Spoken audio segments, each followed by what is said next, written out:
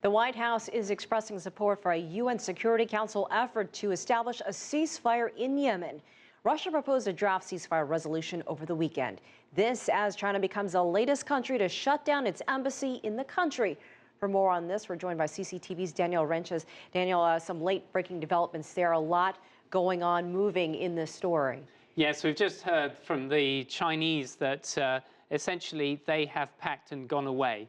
So all of the remaining embassy staff have gone after assisting all of the remaining Chinese staff and also some foreign nationals.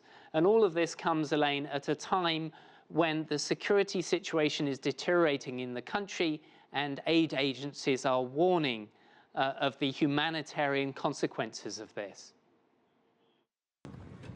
France, China and Russia are among those who have committed resources to shipping or flying out from Yemen thousands of their own citizens and other foreign nationals. The US has opted not to provide military assets for evacuations. At this point, we have encouraged all US citizens to shelter in secure locations until they are able to depart safely. The airports are still closed, is my understanding, which is part of the challenge. The US State Department's advising citizens about sea-based evacuation opportunities provided by other nations.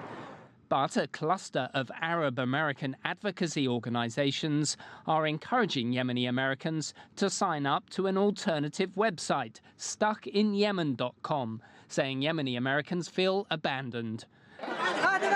The United Nations Children's Fund says Yemen is rushing towards a humanitarian disaster. Russia has responded by drafting a UN resolution calling for a ceasefire to allow humanitarian operations. The United States is also forcefully supporting the UN-led effort to try to bring the violence to an end and bring all of the parties who are in conflict there around the negotiating table to try to resolve their differences peacefully. The US is supportive of the Saudi-led military strikes against the Houthi group, which recently ousted Yemen's President Hadi from the capital Sana'a. But with this security situation rapidly deteriorating, the Obama administration is calling for a much more comprehensive peace deal in which the Yemeni president is allowed to return to office. Daniel, does this UN Security Council effort have a chance? Could it work? Well, Elaine, there are two types of effort that are in place here. As I said, this long-term effort, which would establish some kind of a political settlement between the Houthis and all the other groups, including the one that backs the president. That is a complicated ask at the moment, given the complexity of the security situation, the fact that some are seeing this as a de facto kind of conflict between the Iranian-backed Houthis and the Gulf-backed group that supports the president. So that's one question.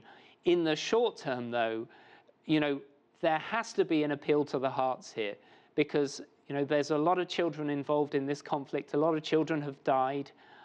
Also, a lot of children are being conscripted to fight. Along with that, we have a situation where the water resources are rapidly deteriorating, lack of access to all of those things like medical supplies and food.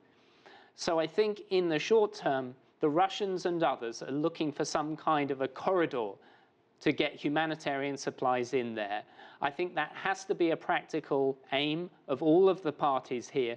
But it's also, don't forget, complicated by the fact that all of these countries are in some kind of state of flux, including the negotiations with Iran, Elaine. Absolutely. Daniel Ryntjes, thanks for that update.